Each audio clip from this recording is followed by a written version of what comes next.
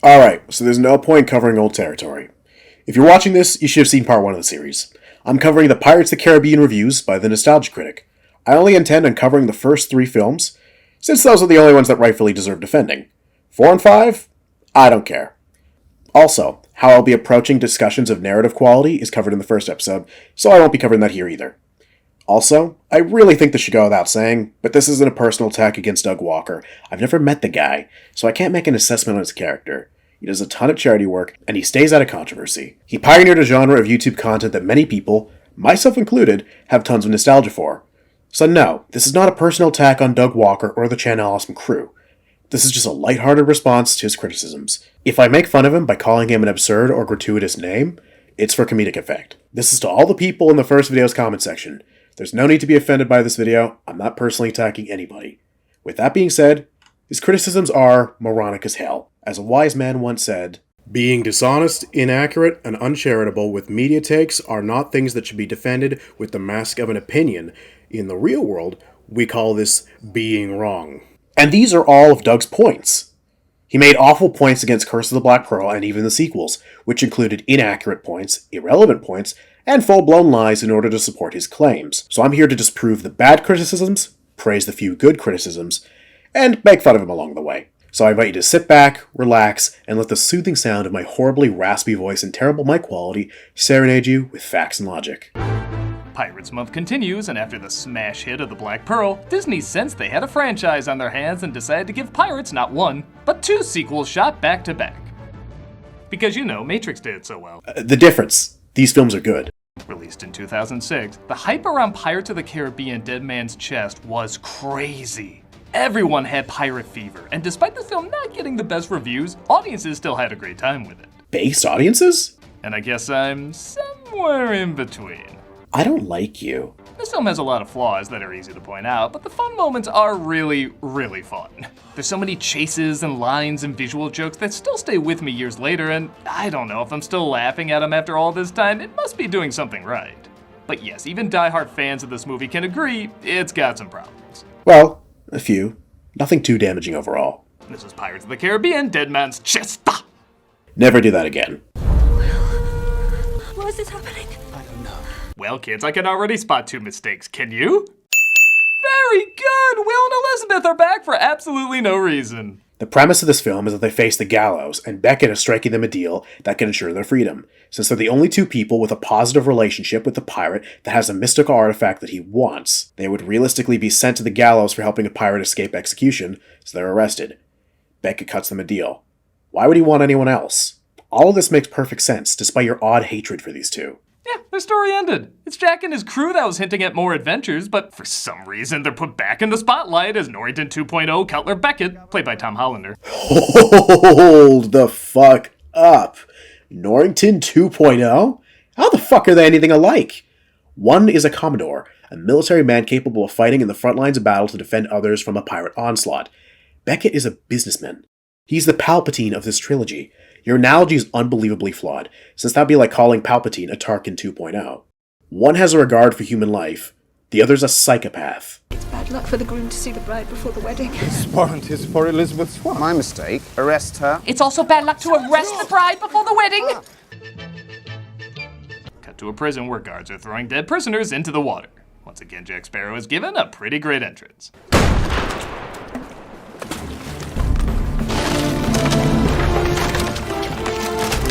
I think only wrestlers have better entrances than him.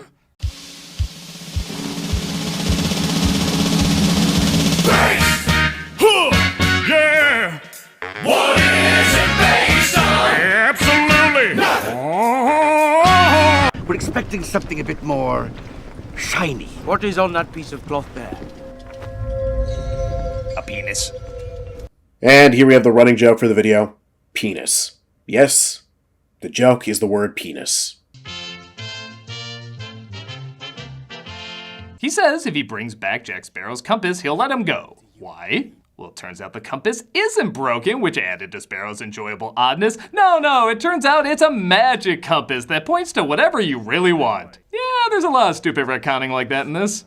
No, it was always magical. A compass that does not point north was used in a huge storm to find Isla de Muerta, which is an island that cannot be found by Jack's own admission. in conditions where traditional navigational methods would be obsolete, and Gibbs straight up says that it works, but does not point north.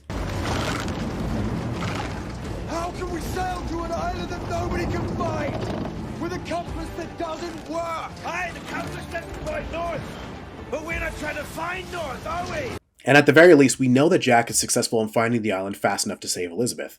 My point is that the compass is always intended to be magical in some way, and the sequels properly fleshed out how it works. This film takes that loose idea from the first film and gives it harder rules. Ladies and gentlemen of the jury, this is what the kids call world building.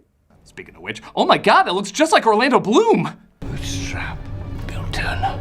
Stellan Skarsgård plays Will's father, Bootstrap Bill, the guy they said twice looked exactly like him. I swear you look just like him. It's a spitting image of old Bootstrap Bill. Come back toward us. I bought Fozzie and Kermit as identical twins in the Great Muppet Caper more than this.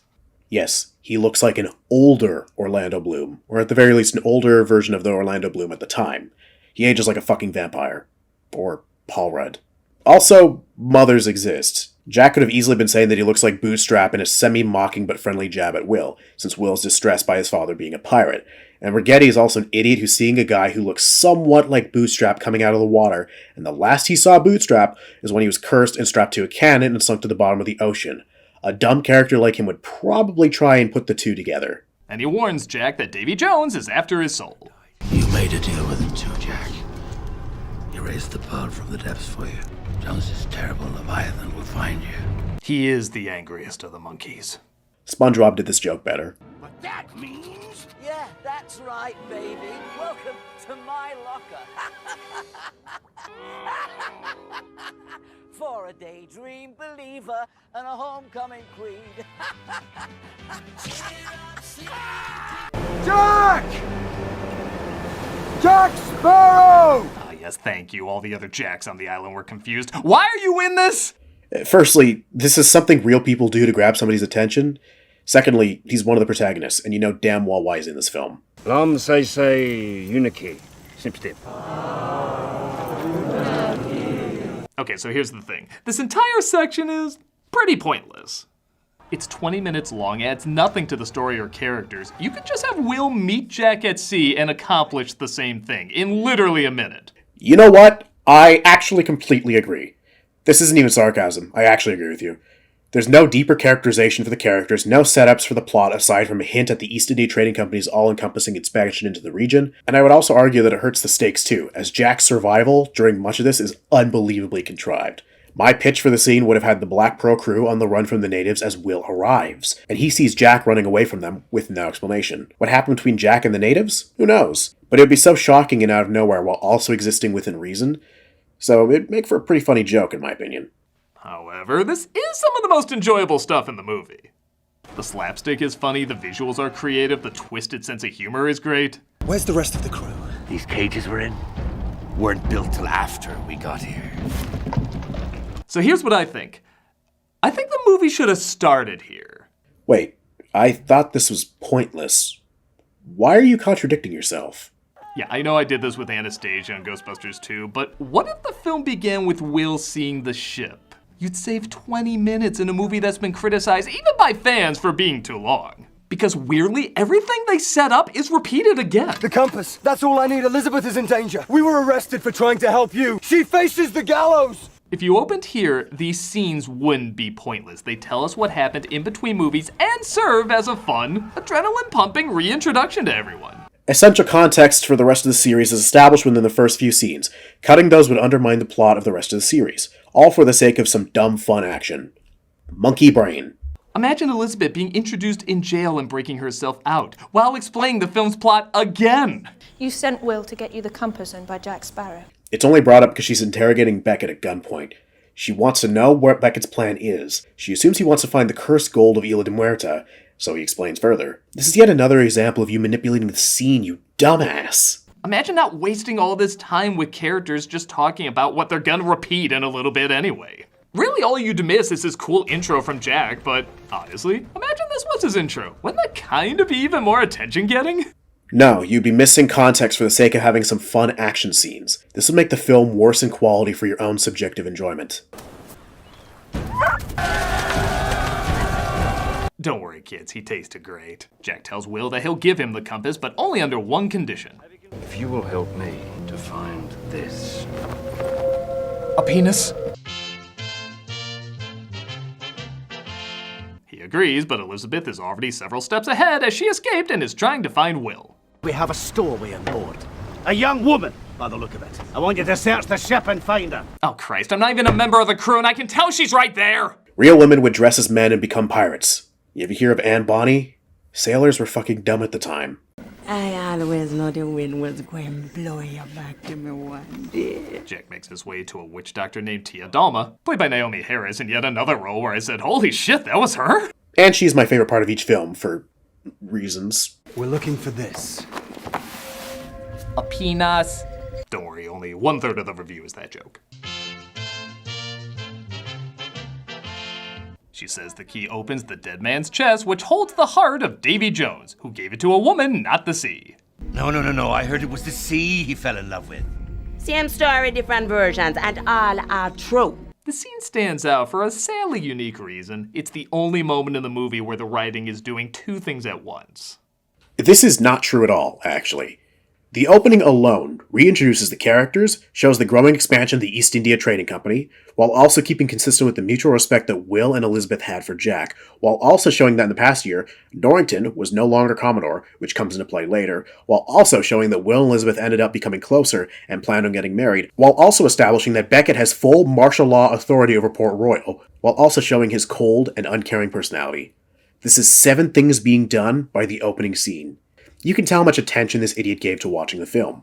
But unlike the first movie where a lot of info is snuck in to save time and makes rewatching a lot more fun, almost all the writing in this is what you hear is what you get. It's exposition with jokes, and sometimes the same exposition repeated again.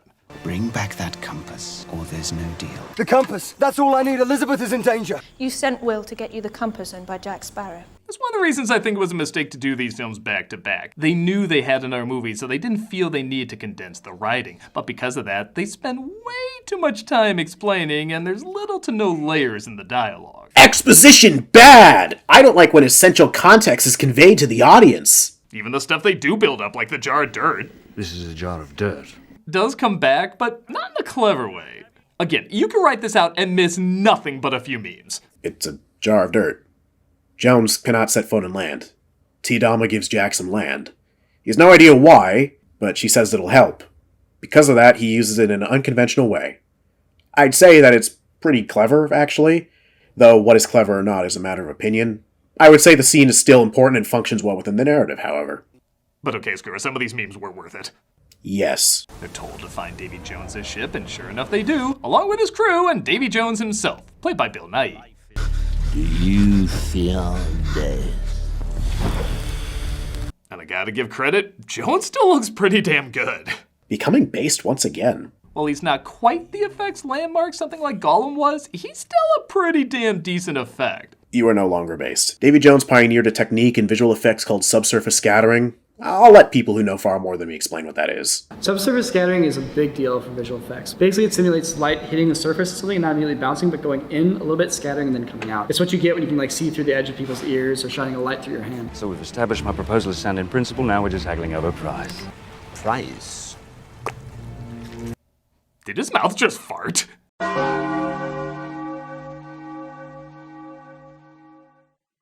So because we're in a LucasArts game and not a movie, yet another side quest is established and Jack needs to get 99 souls to balance out his payment to Jones while he also holds on to Will. A subplot is a common trope in adventure movies. Pirates of the Caribbean is a series of adventure movies. Where's the problem here? Hey look, I found his clitoris. Going to commercial on that? Okay, this is admittedly the one joke in the video that actually made me laugh during my first viewing. Good one, Doug. 9 minutes into the video, we finally got a funny. And another long ad break. Oh, this one is shorter than last. I can make an even shorter one! Check out my Patreon if you like these videos, join my Discord server if you want to chat with my friends and I, and check out my merch store for t-shirts and mugs. Links below. So the crew goes to Tortuga to find 99 souls. Yeah, let's just put all the right references here, that works. But I like references. And oh boy, if you were excited to see Will and Elizabeth return, guess which other crowd favorite they brought back? Commodore? No, not anymore. Weren't you listening? Yeah, Norrington was so popular in the first film, they're like, let's put 2 in this one. First of all, who cares if he's not a fan favorite? That shouldn't determine which characters get screen time. Second of all, in no fucking way are these characters anything alike, you dumb fuck. Norrington is a by-the-books military man who's capable of being empathetic and even outright generous to others. Beckett has no regard for human life whatsoever. That alone disqualifies them from being anything alike, aside from being white guys who wear wigs. Are you just racist against white people? Yeah, I guess you couldn't afford to give him a day's head start, could you? They established that he was screwed over by a storm. This has nothing to do with a lack of skill or a lapse in judgment. With that said, I'm a simple man, and I love bar fights that start for absolutely no reason. Agreed. Seriously, a guy could be like, I'll have the toast. See, that's blood. Alcohol would be a bit more runny than that. Doug, why was blood thrown at your wall? What secrets are you hiding from us? What skeletons are in your closet? What have you done? What have you done? What have you done? Secure the last tackle, Mr. Turner! Back on Jones's friggin' awesome ship. Seriously, did I mention yet everything around this character is designed great? Based. Down on your marrow bones and pray. Okay, Seaweed Shrek's a little weird, but whatever. Well, yeah, the film came out in 2006, and he's a nameless side character. Will is reunited with his father. Again, imagine, we start 20 minutes later, and this would be your introduction to Bootstrap Bill. Wouldn't that be more interesting? Again, we would miss so much of the context of this film that we'd barely have a cohesive plot. I prefer my stories making sense than having them tickle my funny pickle. Wait, I didn't mean like— It's my son. 5 lashes beyond, I believe it is. I guess I do have to make up for many fatherly spankings. This is for the desolation of Smog. This is for that weird Three Musketeers remake. And this is for whatever the hell that third Hobbit movie was called. Yeah, he was in bad movies. Okay, why does this matter? This is all for the sake of a joke? Because drawing attention to an obvious fact is not clever at all, and generally considered to be a lower form of comedy. You would make excellent Family Guy cutaway jokes. Peter, what are you doing? Crack? What the fuck? He catches up with Dadu and lets him know what he's doing there. Until I find this. A penis.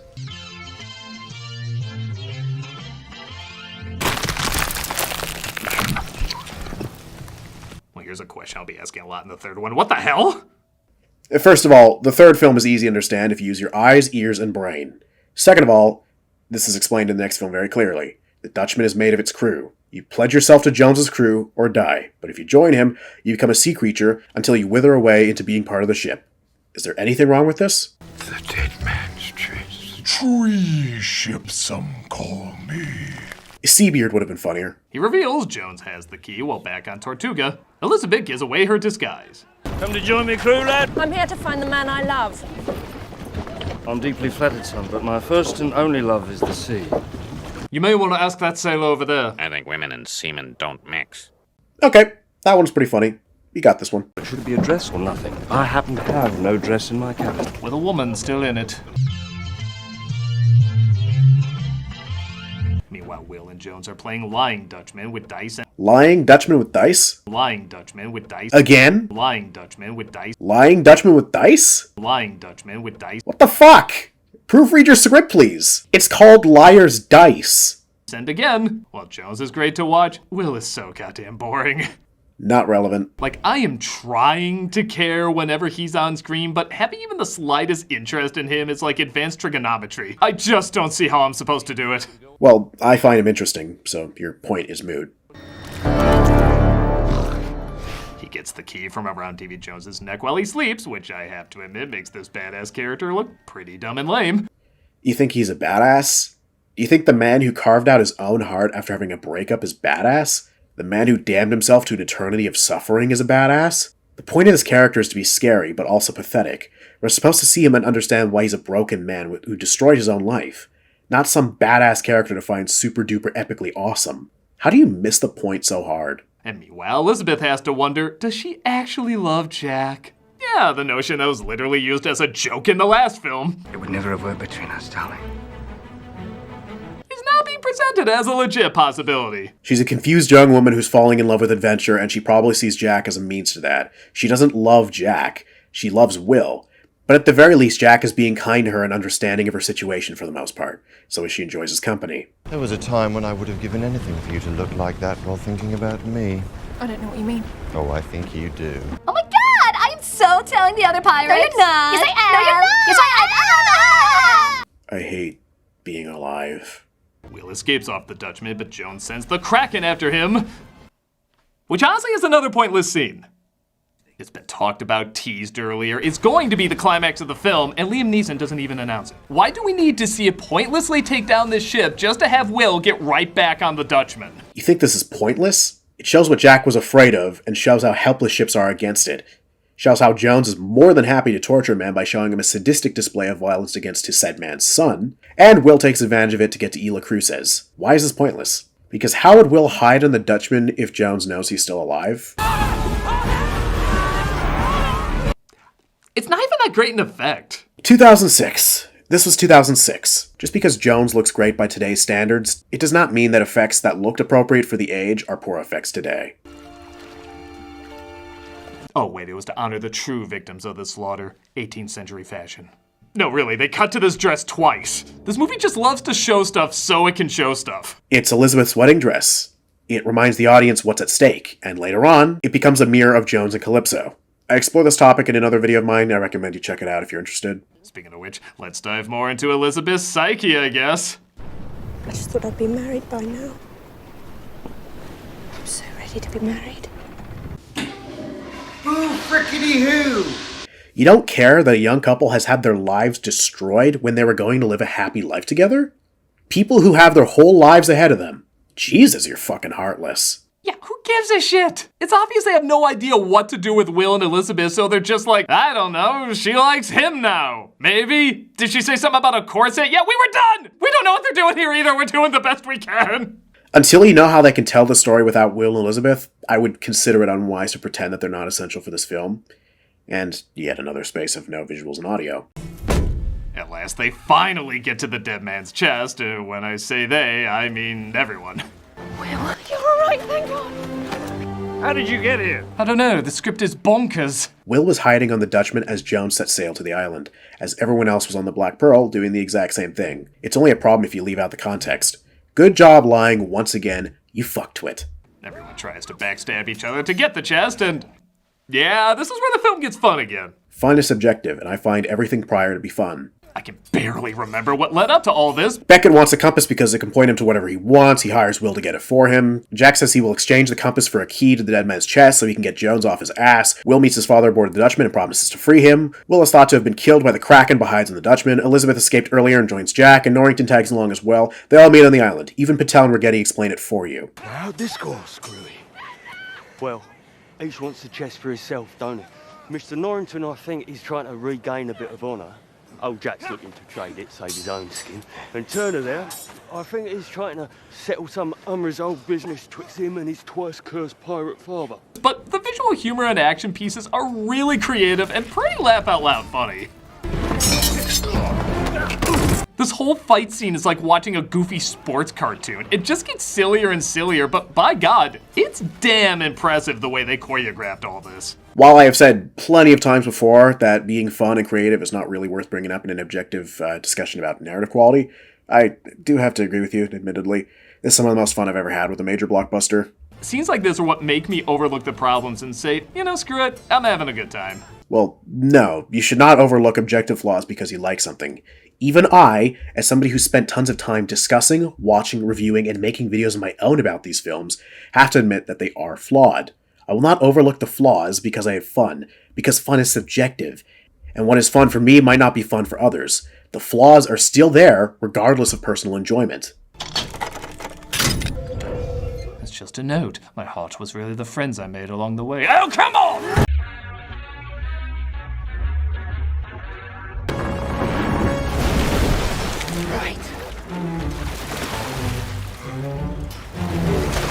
Ah, Bloom's one funny scene per movie.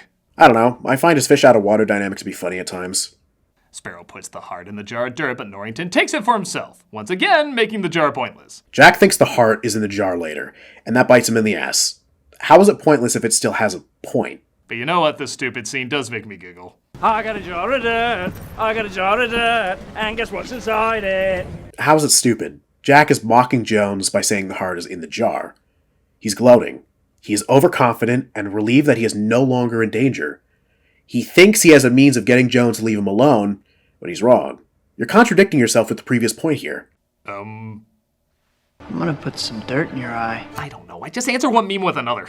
So you don't know the purpose of that scene. Were you not paying attention? Jones again releases the Kraken, causing Jack to run away. Great, we got Will and Elizabeth to focus on for a while. Yeah, what's wrong with that? I find them interesting and fun. They serve the narrative well.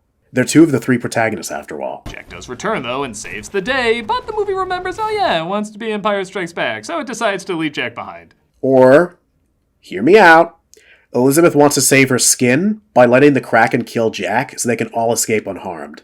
It's not because the film wants to be The Empire Strikes Back, but because she has the basic human desire to survive. Later tonight, darling. Hey! Fucking Christ. 3 funny jokes. God damn it. It's after you, not the ship. Spent the whole fight on a rowboat, and the Kraken still went after the ship. Yes, and? It's not going to stop unless it knows Jack is dead, so why would she not do this? But oh, I can feel Disney Plus is getting ready to recommend something better, so I'll let it slide. Mandalorian? Better than Dead Man's Chest? You're a fucking dumbass. Where's Jack? We elected to stay behind to give us a chance. Bloody hell, I have. Help! I know you can hear me, you American Horror Story rejects! Dies of cringe. Jack is gobbled up, Jones finds he's heartless, and Norrington gives Beckett a powerful weapon. If you intend to claim these, then you must have something to trade. A penis. Okay, I'm done.